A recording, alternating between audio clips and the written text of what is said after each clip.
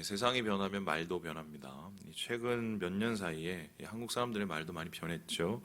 그 중에 없던 말 혹은 있었던 말이 다른 의미로 사용되기로 하는데, 가장 많이 사용되는 말 중에 하나 뽑는다면 바로 이건 아닐까, 꼰대일 것이죠. 이 꼰대라는 말, 옛날에는 뭐 선생님 그냥 비하해서 부르고 은어로 부르던 말이 이제는 전 세대에 걸쳐서 이제 나타나게 되었습니다. 이것을 증명하는 자료가 하나 있는데요. 다음 보여주시죠. 여러분, 저기 있는 게 뭐냐면 꼰대를 영어로 번역하는 겁니다. 그런데 이게 여기 위에 보면 BBC가 보이시죠? 이 BBC는 미국 국영방송이지요. 그 페이스북 공식 계정에 꼰대라는 말이 오늘의 단어로 지정될 만큼 한국을 대표하는 단어가 돼버렸습니다. 그런데 이 해석이 되게 눈여겨볼 만한데, 여기 보면은 자신들이 항상 옳다고 믿는 더 나이 든 사람들입니다. 그리고 가로 열고 너희들은 언제나 틀렸다. 그러니까 한마디로 굉장히 이 꼰대스럽다는 이 말은 뭐냐면, 뭐 일단 경험이 있으신 분 같고 어느 정도 위치가 있는 분인데, 그 경험과 위치를 사용해서 그것이 전부인 양 얘기하시는 분이다. 그래서 남을 가르치는 게 전부인 분들, 이런 분들 한마디로 이제 소위 말해서 부담스러운, 젊은 세대들에게 부담스러운 분들이죠. 일단 꼰대로 찍히면 문제는 이제 소통이 어려워지고 그날부터 이제 귀가 가려워지기 시작을 합니다. 그래서 이 사람들 사이에서는 이제 꼰대로부터 탈출하기 위한 꼰대 공포증이 이제 생겨날 정도인데, 그러면 여러분 한번 지금 살펴보도록 하겠습니다. 여러분은 꼰대입니까? 아닙니까? 아닌가요? 인가요? 이걸 어떻게 우리가 확인할 수 있을까요? 네, 얼마 전에 보니까 이 설이죠. 명절편이 생겼더라고요. 꼰대 테스트 명절편. 네, 제가 한번 보여드릴게요. 이 4개 중에 맞으면 체크를 한번 해보세요. 읽어볼게요. 1번. 이상하게 내가 얘기만 하면 조카 동생들이 대답 대신 아하하 하고 웃는다. 요거 명절에 그랬으면은 체크하셔야 돼요. 2번. 별안간 연애 취업 상태에 대해서 물어본 적이 있다. 이번에 모였을 때. 3번. 적게 듣고 많이 얘기하는 편이다. 이러면은 좀 문제 있고. 4번. 휴대폰 하는 조카 동생에게 한 소리 한 적이 있다. 여기 중에 하나 정도 되면은 좀 위험주의보고, 2개가 넘어가면 꼰대입니다. 보시면 돼요. 그런데 사실 이제 꼰대라는 말은 세대 갈등을 드러내는 단어죠. 사실 저 때만 해도 세대 간의 부딪힘이 있었습니다. 단지 그건 지금하고 다른 거는 말을 하지 않고 참았을 뿐이죠. 그런데 요즘 젊은이들은 우리보다 더 자유롭고 당당하게 의사 표현을 하는 것이죠. 그러니까 어떤 의미로는 나쁘지 않은 것이 세상이 많이 좋아졌다는 것입니다. 어쨌든 꼰대 이야기가 잘 가라앉지가 않는데, 심지어는 요즘에 이제 꼰대가 세계관이 확장되었습니다. 이게 무슨 소리냐? 꼰대는 기본에 있고 꼰대에 대항하는 세력들이 있어요. 한마디로 이유 없이 반항하고 삐딱한 관점으로 무조건 반대하고 자기의 몫을 안 하는 빤질대는 젊은이, 이런 친구들 뭐라고 하냐면 빤대라고 부릅니다. 꼰대 대척점에 있는 빤대고요. 그 중간에서 요러지도 못하고 하는 분들이 뭐냐면 낀대예요. 그래서 이렇게 이제 점점 세분화되고 있다. 자, 그런데 이제 꼰대라는 말, 왜 이렇게 MZ들이 불편해할까 생각을 해보면 구태연함과 그리고 고리타분함이 아닌가. 자기들은 변하고 세상도 변하고 있는데 어른들만 안 변하고 있는 거죠. 심지어 애인데도 어른인 체 하면서 그 생각을 가지고 있으면 마음이 답답하다는 것입니다. 그런데 생각을 해보면 그런 의미에서 우리 기독교는 굉장히 불리하다. 왜냐하면은 우리 기독교는 잘 변하지 않는 종교이기 때문인데, 예수님께서 지금으로부터 몇 년 전에 이 땅에 오셨습니까? 2000년 전에 오셨습니다. 그러니까 2000년 동안 그 가르침이 계속 이어졌고 거의 안 변했어요. 그렇다면 이 젊은 세들이 기독교를 바라볼 때 저건 구태연함의 선봉, 꼰대들의 모임, 이렇게 보기가 쉬운 것이죠. 그래서 이 교회의 구태의연함, 어떻게 보면 2000년 동안에 변하지 않는 것인데, 그렇게 따져보면 교회에서 제일 꼰대는 누구일 것 같습니까? 장로님, 목사님, 제가 볼 땐 하나님이시죠. 왜냐하면 잘 변하지 않으시기 때문입니다. 하나님은 2000년이 아니라 지금 창조 후부터 계속적으로 거의 변하시지 않는 가르침만 하고 계시는데요. 그럼에도 불구하고 우리가 하나님을 꼰대라고 말하지 않는 이유는 무엇입니까? 잘 생각해보면 하나님이 변하면 큰일 나기 때문입니다. 예를 들어서 하나님은 사랑의 하나님인데, 사랑의 하나님이 어느 날 갑자기 증오의 하나님으로 변했다고 생각을 해보세요. 큰일 나죠. 하나님 자비와 용서의 하나님인데 언제부터는 나는 이제 용서 안 할래 한다, 이렇게 생각하면 세상은 끝장이 납니다. 뿐만 아니라 하나님 공의의 하나님인데 공의의 하나님이 자기 멋대로 세상을 주무르기 시작하면 세상은 정말 그때부터 엉망진창이 되지 않을까. 그래서요, 이 세상과 하나님 생각할 때 하나님이 변하지 않기 때문에 어떻게 보면 하나님이 꼰대이기 때문에 이 세상이 존재한다. 저는 그렇게 생각을 하는데요. 그러므로 이제 교회가 이 꼰대로부터 좀 자유로워지기 위해서는 지혜가 필요하다고 생각을 합니다. 어떤 지혜냐면은 변해야 할 것과 변하지 말아야 될 것을 구별할 수 있는 지혜가 필요합니다. 교회라는 것은 지켜야 될 것은 지키고 지키지 말아야 될 것은 과감하게 변화시킬 수 있는 곳이 교회여야 되는데 저는 특별히 이 교회가 가장 지켜야 될 부분이 무엇이라고 생각하냐면 가정이라고 생각합니다. 왜냐하면은 가정이라는 것은 세상의 가장 기본 단위이고 세상의 모든 출발이 이로부터 시작이 되기 때문입니다. 요즘 우리가 살고 있는 시대를 가족 해체 시대라고 합니다. 한가족 가정들 너무 많고요. 결혼들 안 하고요. 애 안 낳고요. 요즘에는 뭐 가족이 아니라 견족이 되고 있죠. 점점 더. 사실 지금은 가족에 대해서만큼은 변해야 될 때가 아니라 지켜야 될 때, 그만큼 우리가 위기 속에서 살고 있는데요. 그래서 저는 오늘 가족에 대해서 매우 꼰대스러운 구태의연한 얘기를 하려고 합니다. 성경에 나타난 잘 변하지 않는 가족의 모습, 그것을 이상적인 모습이라고 하잖아요. 그 모범적이고 이상적인 모습이 무엇인지를 좀 여러분과 함께 살펴보려고 하는데, 제가 참고로 말씀드리자면 오늘 설교는 매우 뻔할 것이다. 왜냐하면 여러분이 익히 너무 잘하는 것이다. 그럼에도 불구하고 제가 이런 설교들을 오늘 하필이면 설 연합 예배에 하는 이유는 이러한 너무 뻔함들이 우리 주위에 점점 사라지고 있기 때문이다. 저는 이렇게 얘기하겠습니다. 그래서 작심하고 오늘 올라왔고요. 오늘 제가 꼰대 설교를 하려고 왔습니다. 마음을 잘 이렇게 들으시면 돼요. 이 성경은 그 시작이 세상의 창조로부터 시작이 됩니다. 그 세상의 창조의 마지막이 뭐냐면 인간의 창조고, 인간의 창조의 마지막이 뭐냐면 바로 가족의 탄생이에요. 성경은 가족의 설계자가 하나님이시라고 얘기하는데, 그렇게 하나님께서는 최초의 가족인 아담과 하와를 만드셨습니다. 물론 하나님께서 만드신 이 가족이 범죄와 타락 이후에 역시 망가지고 무너졌지만, 하나님께서는 그럼에도 불구하고 끊임없이 이 가족의 가치를 지켜내기 위해서 최선을 다하셨습니다. 자, 그렇다면 하나님이 인간 창조 후, 세상 창조 후 이때껏 계속적으로 하나님이 지키기 원했던 가족의 모습, 그 가치는 어떤 것일까? 이 성경이 말하는 모범적인 뻔한 가족상은 도대체 어떤 것일까? 오늘 그것을 여러분하고 살펴보려고 하는데 세 가지로 정리를 해봤습니다. 우리 같이 한번 읽어보도록 하겠습니다. 시작! 아버지의 축복. 성경은 첫 번째 가정에 대해서 얘기할 때 아버지는 축복하는 사람이라고 정의를 하고 있습니다. 우리 함께 21절의 말씀을 같이 한번 읽어보도록 하겠습니다. 시작! 아비들아 자녀를 노엽게 하지 말지니 낙심할까 함이라. 오늘 말씀에 보면은 골로새 교회를 향해서 바울이 아버지들, 특별히 가정을 이끌어가는 아버지들에게 절대로 자녀들을 노엽게 하지 말라라고 합니다. 그리고는 그 이유가 뭐냐면 애들이 낙심한다라고 합니다. 노엽게 하다, 낙심한다, 다른 말 같지만 사실 이거 같은 의미의 말입니다. 한마디로 분노를 다리치는 단어예요. 그러면 이런 말이 됐는데, 아버지가 어떻게 하느냐에 따라서 아이들의 인격이 형성된다는 겁니다. 자칫 잘못해서 분노의 말을 쏟아내면 아이들이 인격적으로 결함이 생깁니다. 왜 그렇습니까? 아버지는 자녀들이 태어나서 처음 만나는 권위이기 때문입니다. 제가 예전에 우리 교회 중에 한 가정을 방문했습니다. 제가 그때 이제 거기 아버님한테 물어봤어요. 아버님은 가정에서 뭡니까? 물어봤더니 그분이 뭐라고 그러셨냐면 나는 왕이다! 이러셨어요. 예, 뭐 우스갯소리셨죠.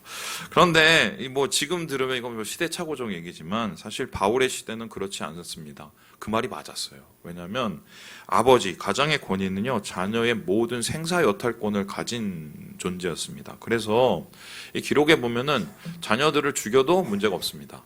자녀들을 노예로 팔아도 문제가 없습니다. 그만큼 아버지의 권위가 절대적인 시대가 바로 바울이 살고 있는 시대였습니다.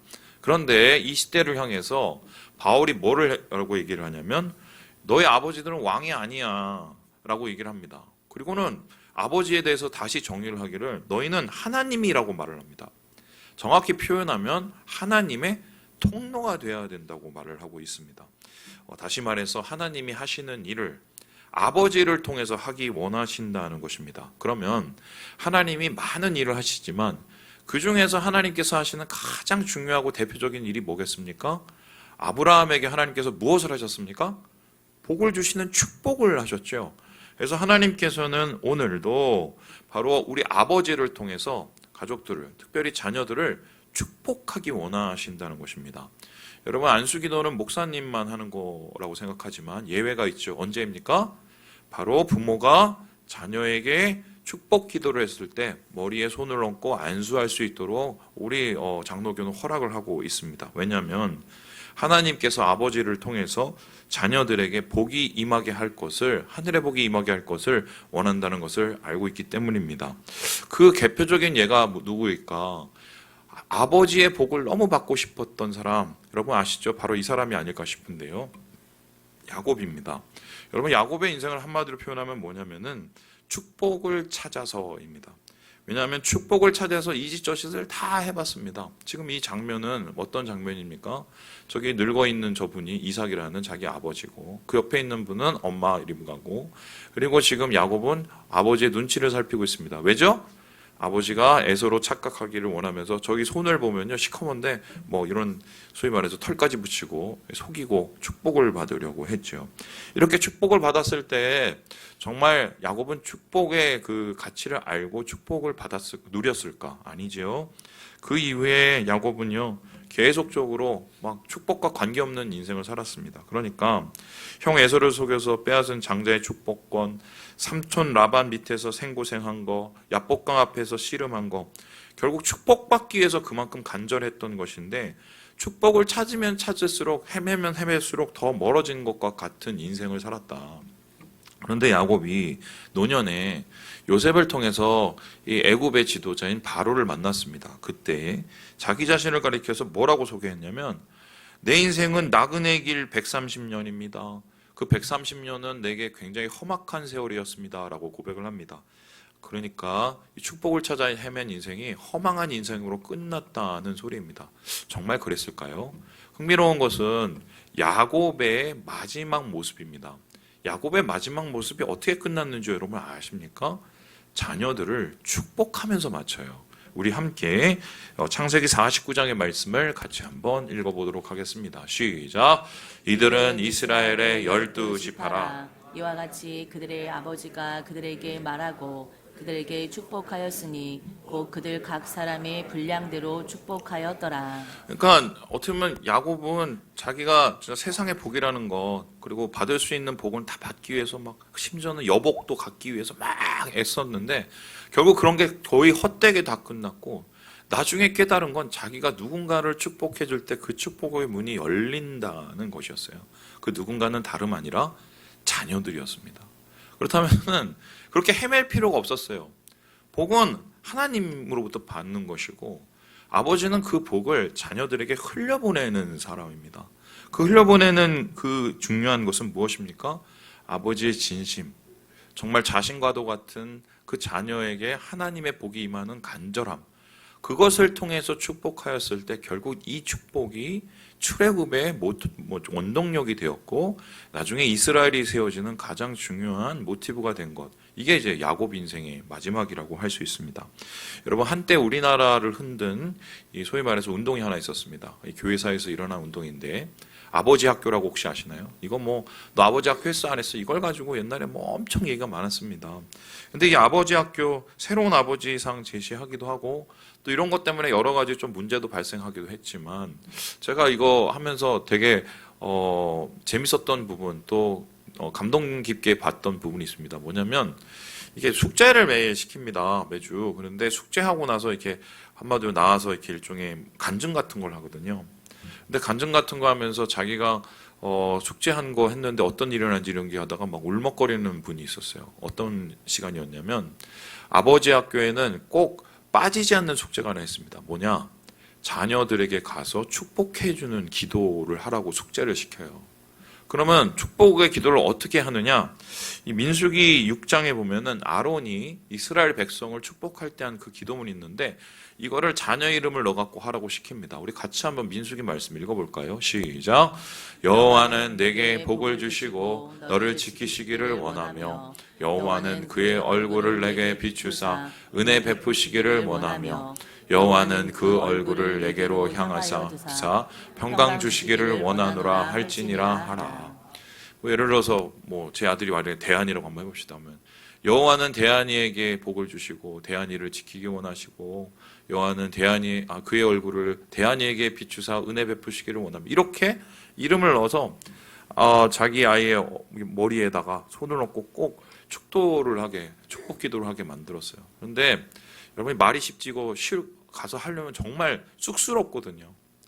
근데 그걸 이제 억지로 해갖고 나중에 이제 영상을 찍던가 아니면 이렇게 받아오라고 시키면 어쩔 수 없이 하는 겁니다. 그러면 맨 처음에 쑥스러워서 하다가 나중에 공통적으로 와서 고백하는 게 뭐냐면 갑자기 뭔가 마음이 찡하대요. 그래서 이렇게 축복 기도를 하다가 중간에 못하고 울먹거리시는 분도 상당히 많더라고요. 이유가 뭔지 아세요? 우리가 아들하고 딸하고 특별히 우리 아버지들 대화도 잘 안 할 뿐만 아니라 좋은 말을 의외로 많이 안 합니다. 예. 야 그거 해. 그거 안 했어? 또 뭐 너 왜 그러냐? 이런 얘기는 엄청 합니다. 물론 뭐 그것도 사랑이 담긴 얘기지만 근데 정말 아이들이 듣기 원하고 아이들이 바라는 마음은 나를 통해서 나타나는 하나님의 축복의 언어죠. 본인도 하면서 쑥스럽고 본인도 하면서 깨닫고 그것을 듣는 아이도 쑥스럽지만 나중에 싫어하진 않아요. 왜 그렇습니까? 하나님께서 우리 아버지들에게 준 가장 큰 축복이 자녀를 축복할 수 있는 권리예요. 그래서 저는 그렇게 생각을 해요. 왜 하나님께서 이 아버지에게 축복의 권리를 주셨을까? 나를 통해서 나오는 선한 말, 긍정적인 말, 내 아버지를 통해서 듣는 그런 말을 통해서 내 심성에 하나님의 은혜가 다시 싹 터지기를 원하는 건 아닐까요? 이런 말이 나오는 축복의 입이 어떻게 자녀들에게 노여운 말, 자녀들을 흥분하게 하는 말이 되게 할 수 있어요? 그래서 하나님께서는 오늘 아버지는 축복하라. 축복하는 아버지가 가장 성경적인 아버지라고 오늘 우리에게 처음으로 이야기를 하고 있는 것입니다. 그렇다면 두 번째로 성경이 제시하는 이 전통적인 이 가족상은 어떤 걸까요? 우리 같이 한번 읽어보겠습니다. 시작. 어머니의 기도. 예. 두 번째는 어머니입니다. 어머니는 특별히 기도에 대한 이야기를 하고 있는데요. 우리 함께 18절의 말씀을 같이 한번 읽어보겠습니다. 시작. 아내들아 남편에게 복종하라. 이는 주 안에서 마땅하니라. 여러분 아내들 복종하라. 마땅하다. 근데 여기 특별히 마땅하다는 말은 속하다라는 말입니다. 이 소리는 뭐냐면 주님 안에서 가정을 속하게 하고 그 아내를 통해서 주님의 가정이 지켜지기 위해서 아내가 어쩌면 인내하고 감내해야 되고 아내가 해결해야 되는 문제가 그만큼 크다고 이렇게 얘기할 수 있는 거죠. 아버지가 가정의 가장이라면 어머니는 도대체 무엇일까? 저는 이렇게 생각하는데 가정 그 자체일 것이다. 왜냐하면은 가정이 어머니를 통해서 생겨난 것이라고 해도 과언이 아니기 때문입니다. 남편하고의 관계 어떻게 하냐가 어떻게 보면 사실 아내에 의해서 좌우되는 경우가 많습니다. 뿐만 아니라 자식은 결국 자기가 낳은 자식이에요. 그러니까 어머니는 한마디로 가정을 지키는 사람이다. 저는 그렇게 생각을 하는데요. 그래서 하나님께서는 이 가정을 지키는 어머니들에게 제일 필요한 것을 무엇이라고 얘기하냐면 뭐라고 얘기해요? 기도라고 얘기해요. 기도. 바로 기도가 어머니에게 가장 중요한 것이고 어머니의 기도를 통해서 자녀들이 하나님 안에서 혹은 남편들이 하나님 안에서 온전해질 수 있다고 생각을 하게 되는 건데요. 왜 그럴까? 기도만큼 어려운 게 있나요? 보이지가 않죠. 끝이 없죠. 그러나 이거는 누가 감당해야 되는 짐이고 감당해야 되는 길이기 때문에 가장 어려운 일을 어떻게 보면 어머니들에게 맡기신 거라고 저는 생각을 합니다. 기도는 어머니만 하는 것이 아니죠. 아버지도 기도를 합니다. 하지만 어머니의 기도는 아버지와 기도하고 질적으로 다릅니다. 특별히 자식을 향한 어머니의 기도는 세상 어느 것과 더 바꿀 수가 없는데요. 제가 이걸 언제 느끼냐면 어머니 기도해야 할 때마다 많이 느낍니다. 이 수능 앞두고 이 40일 막 이렇게 해갖고 어머니들 모여서 기도를 하거든요. 제가 지난주에 있었을 때 강남에 그런 게 있어요. 여러분 그때 이제 애들 기도만 하면 좀 그렇잖아요. 그러면은 이제 가정 위한 기도도 하고 남편 위한 기도도 하고 막 합니다. 그리고 자녀 위한 기도 하는데 남편 위한 기도할 때 그냥 별 흥미가 없어요. 그냥 후딱 지나요. 그런데 자녀들을 위해서 기도하면 목소리가 막 일단 커지고 달라집니다. 쥐어 나오고요, 막. 그리고 막, 이거 막 끊을 필요가 없어요. 그냥 알아서 그냥 계속 간절하게. 여러분, 세상에서 수능일, 특히, 자녀들이 시험 본다고 아침부터 저녁까지 굶으면서 기도하는 나라가 우리나라만큼 있어요? 없죠? 어머니의 기도가 얼마나 중요한지를 나타내주는 대표적인 경우죠. 그래서 하나님께서는 특별히 어머니는 기도로 자녀를 키운다. 어머니는 기도로 자녀를 지킨다. 이렇게 생각하시는 것 같아요. 이를 나타내는 대표적인 분이 있습니다. 여러분 이분 아시죠? 바로 한나라는 분입니다. 이 한나라는 분 바로 사무엘의 어머니이죠. 여러분 근데 한나 우리는 기도의 어머니로 알지만 사실 이 사람 원래부터 기도 잘하는 사람이 아니었습니다. 그냥 초신자 수준이었어요. 얼마나 기도를 하기가 좀 부끄러웠냐면 웅얼웅얼대고 울릴 정도로. 그래서 그 모습을 보고 엘리야 제사장이 너 왜 술 먹었냐 이렇게 얘기할 정도였습니다. 그런데 그가 어떻게 됐어요? 열심히 간절히 기도를 멈추지 않았고 그리고 하나님으로부터 복을 받았습니다. 그렇게 사무엘을 얻었고요. 그리고 사무엘을 얻은 후에 하나님께 기도하고 약속한 대로 그 사무엘을 바칩니다. 바치는 것에서 끝나는 것이 아니라 사무엘이 잘 자랄 수 있도록 끊임없이 사무엘을 위해서 기도하고 그를 뒷받침하죠. 결국 이 기도는요, 이 한나라는 여인을 아내에서 어머니로 바꾸고 그리고 사무엘을 이 사사의 시대를 끝내고 이스라엘을 하나님의 나라로 만드는 가장 중요한 변화의 계기로 만들었다는 것입니다. 그래서 이 엘리 제사장 앞에서 한나가 자기 자신을 이렇게 소개를 해요. 이 사람이 자기 정체성이 바뀌는데요. 우리 함께 사무엘상 1장 말씀을 같이 한번 읽어보겠습니다. 시작. 나는 여기서 내 주 당신 곁에 서서 여호와께 기도하던 여자라. 이 아이를 위하여 내가 기도하였더니 내가 구하여 기도한 바를 여호와께서 내게 허락하신지라. 이 전까지는 어떤 아내였냐면은 한마디로 거기 다른 그 여자가 한 명인데 그 아내랑 같이 맨날 싸우고 시기하고 경쟁하고 이런 그냥 그런 사람이었습니다. 그런데 어떻게 변했나요? 이 사람이 말 그대로 어떻게 해요?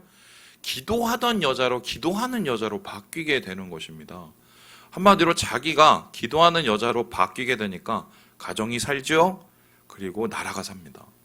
저는 그래서 그런 얘기를 해보고 싶어요. 요즘에 가장 제가 안타까운 것은 세상이 변한 것까지는 이해가 되는데 뭐 교회도 변해야 되는 것까지는 이해가 되는데 어머니들이 점점 변하고 있다는 겁니다. 어떻게 변하고 있냐? 죄송한 말씀인데 기도를 하시는 어머니들이 점점 줄어요. 점점 줄어요.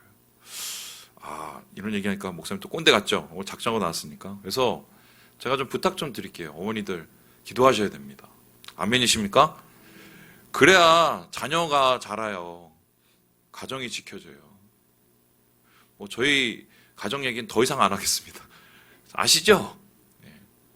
집불도 없을 때 기도로 버텨낸 가정이에요. 지금이야말로 정말 자녀가 이 험한 세대를 견뎌내기 위해서 어느 때보다 이 한나와 같은 자기 정체성을 기도로 바꿀 수 있는 그런 사람들이 필요하다. 바로 어머니는 기도한다. 이게 성경에서 말하는 바로 행복한 가정상이라는 겁니다. 마지막으로 우리가 알게 되는 성경이 말하는 모범적인 가족상은 어떤 것일까요? 우리 같이 한번 읽어보겠습니다. 시작. 자녀들의 순종. 아버지는 축복을 하고 어머니는 기도를 하고 자녀들은 뭘 한다고요? 순종을 한답니다. 우리 함께 20절의 말씀을 같이 한번 읽어보겠습니다. 시작. 자녀들아 모든 일에 부모에게 순종하라. 이는 주 안에서 기쁘게 하는 것이니라. 아마 이 이야기를 들으면 요즘에 기분 별로 안 좋아할 겁니다. 왜냐하면 순종이란 말 자체가 요즘 MZ세대하고 잘 맞지 않기 때문입니다. 자기 주장 강하고 자기 생각 강하고 사실 그리고 우리 기성세대들이 가지고 있는 정보보다 훨씬 더 많은 정보를 갖고 있는 게 요즘 세대이기 때문에 어머니 아버지 말 들으란 말이 과연 그들에게 이해가 될까. 어떻게 보면 자녀들에게 가장 부담스러운 것인데 성경은 이에 대해서 하나도 안 변하고 더 과격하게 얘기를 합니다. 자녀들은 어떻게 해요? 부모에게 뭐라고요?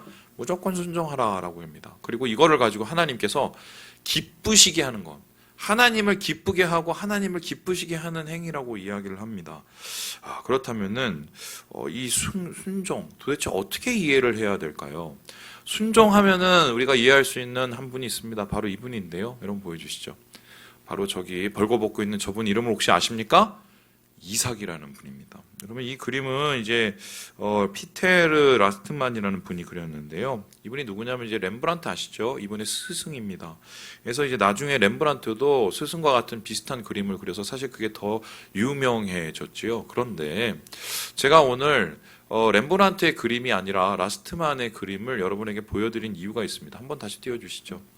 이 그림이 굉장히 해석이 잘 된 거예요. 어떤 것이 잘 됐냐? 저기 한번 보세요. 이삭이 애입니까? 어른입니까? 어른입니다. 우리는 보통 이삭하면 애라고 생각을 해죠. 태어날 때 생각하니까. 저도 우리 어머니가 계속 애라고 생각하시거든요. 그런데 이때 모리아 산으로 올라간 이삭은요, 아버지를 대신해서 장작을 두고 갈 만큼 어른이었어요. 이미 몸은 아버지보다 훨씬 거대하고 아버지보다 더 힘이 셉니다. 그런데 이런 이삭을 포박을 합니다. 그리고 칼을 들고 그 배를 가르려고 해요. 여러분, 자기를 죽이려고 하고 자기가 힘이 더 있으면은 어떻게 합니까? 이거를 제압을 풀고 어쩌면 도망갈 수도 있고 아버지 손을 딱 잡을 수 있었어요. 칼을 들을 때 아버지 왜 이러세요 하고 그 손 딱 잡을 수 있었다고요. 그런데 성경을 보면 이삭이 아버지 손을 잡았다는 얘기가 나옵니까? 안 나옵니까? 안 나와요. 그러면은 이삭이 정확하게 표현하면 제압을 당한 게 아니라 일부러 제압을 당해준 겁니다. 알고. 그럼 어떤 의미가 됐을까? 순종을 했다는 건데 어떻게 이삭은 이렇게 아버지의 전혀 이해되지 않는 행동을 받아들일 수 있었을까? 이 이야기와 지금 우리가 어떻게 이 세대 속에서 정말 가족이 되는 과정 속에서 자녀들이 순종할 수 있을까? 이 답은 똑같은 것 같습니다. 저는 그거를 결국 두 가지라고 봐요. 첫 번째는 뭐냐면 신뢰고요. 두 번째는 뭐냐면 사랑입니다. 아버지라서 어머니라서 순종하는 거 아닙니다. 낳아줬으니까 순종한다? 그것도 이제 지난 얘기예요. 나를 길러줘서 물론 감사하죠. 순종한다? 요즘엔 그런 얘기가 통합니까? 여러분 우리가 자녀로서 부모님에게 순종하는 이유 본인은 잘 들으셔야 돼요. 저도 마찬가지고요. 우리를 믿기 때문이에요. 우리를 사랑하기 때문이라고요. 그래서 순종하는 거예요. 이해가 안 돼도. 엄마가 저래도 아빠가 저래도 뭔가 나를 사랑하니까 저러시겠지. 요즘에 시대적으로 안 맞아도 아빠가 나를 이렇게 위하는 마음은 변하지 않겠지. 믿으니까 신뢰하니까 나를 사랑하는 그 마음에 대해서는 절대로 내가 의심을 못하니까 순종을 하는 겁니다. 그죠? 아버지라서 하는 게 아니에요. 어머니라서 하는 게 아니라고요. 그래서요, 이 부모에게서 순종을 배운다는 건 굉장히 중요한 겁니다. 왜냐하면 권위의 아름다움을 배우는 거예요. 왜냐하면은 내가 절대로 신뢰할 수 있고 내가 정말 절대로 그 사랑을 의심치 않은 그 대상을 내가 갖게 될 때 순종을 하게 되는 것인데 문제는 아버지로부터 어머니로부터 이 순종을 제대로 배우지 못하면 어떻게 되느냐? 대인관계가 엉망진창이 됩니다.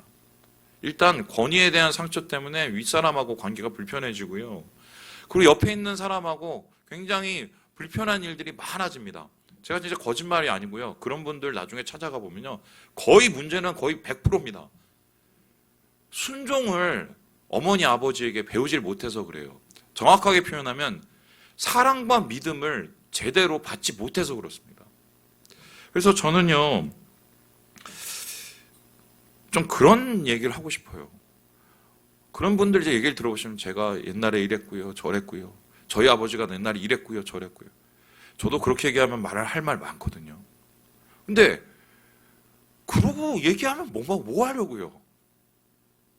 그러면 그 얘기는 내 안에서 끝나지 않고 내 대에서 끝나지 않으면 그 밑으로 내려갈걸요? 결국은 누군가는 멈춰야 돼요. 믿음과 신뢰에 대한 사랑에 대한 이 이야기를 다시 써내려가는 사람이 필요하거든요. 심지어는 우리 아버지, 우리 어머니가 내가 다 이해가 되지 않지만 내가 내 대해서는 다시 이 믿음을 써내려 가리라. 내가 내 대해서는 다시 사랑을 써내려가면서 그 관계를 유지해 나가는 그런 노력을 하는 것이 바로 그게 그리스도인들이에요. 그래서 오늘 이 바울은요, 자녀들의 순종, 아버지의 축복, 그리고 어머니의 이 기도를 얘기하면서 이 모든 것이 가능할 수 있는 원동력을 얘기하고 있는데, 그 원동력을 뭐라고 얘기하고 있냐면 13절 14절에 이렇게 얘기를 합니다. 우리 같이 한번 읽어보도록 하겠습니다. 시작. 누가 누구에게 불만이 있거든 서로 용납하여 피차 용서하되 주께서 너희를 용서하신 것 같이 너희도 그리하고 이 모든 것 위에 사랑을 더하라. 이는 온전하게 매는 띠니라. 한마디로 뭐 불만도 있을 수 있고 서로 화낼 수도 있고 서로 문제도 생길 수 있고, 하지만 어떻게 해요? 모든 것 위에 사랑을 더하라. 한마디로 사랑이 제일 중요하고 사랑이 제일 시작이라는 것이고요. 그리고 뭐라고 했어요? 이 사랑의 가장 극적인 표현이요, 용서하는 거래요. 용서하는 거. 그래서 저는 이런 얘기를 하고 싶은데, 설 명절 지나시고 여러분 어떤 마음과 어떤 생각을 가지고 어떤 감상을 가지셨는지 모르겠지만, 사랑 그리고 그거를 적극적으로 표현한 용서를 좀 다시 한번 새겨볼 필요가 있다. 그래야 우리 아이들이 순종을 배우고 아버지들은 축복을 하고 어머니들은 기도를 할 수 있기 때문이에요. 이 셰퍼 교수님 있습니다. 어떻게 보면 이 교회사에 되게 중요한 역할을 하신 분인데, 그분보다 사실 그분을 옆에서 지원하신 분이 누구냐면은 이제 셰퍼 여사예요. 근데 이 셰퍼 여사가 책을 한 권 썼는데 가정에 대한 책을 썼습니다. 거기에서 가장 핵심적인 가정을 이렇게 얘기를 하고 있는데요. 이걸 읽고 마무리 보도록 하죠. 시작.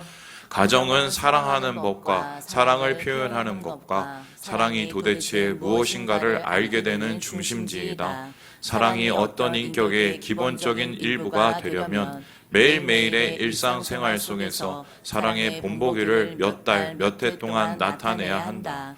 특별히 사랑이 오래 참는다는 사실을 보여주는 것이 그리스도인 가정의 표지가 되어야 한다. 가정이 중요한 이유가 이거예요. 한 번 사랑하고 끝난 사랑이 아니라 포기하지 않는 사랑을, 계속되는 사랑을 배우는 것이, 그것이 이어지는 것이 바로 가정이기 때문이다. 그래서 오늘 설교의 마무리는 매우 뻔해졌습니다. 사랑합시다, 용서합시다. 할렐루야. 우리 옆 형제 한번 얘기해 봅시다. 사랑합시다, 용서합시다. 예. 가족이 되기 위해서는 이 사랑과 용서 같은 뻔한 얘기가 편함이 될 때까지, 그게 우리의 일상이 될 때까지 노력을 해야 돼요. 그래야 하나님께서 우리를 통해서 크신 일을 할 수 있다. 말씀을 마칩니다. 사랑하는 여러분, 하나님께서 주신 축복, 기도, 하나님이 주신 사랑 잊지 않으시고 주님 안에서 이런 뻔한 것이 편함이 되는 하나님의 축복을 누리시는 우리 모든 형제 자매들 되시길 주님의 이름으로 축원합니다. 기도하겠습니다.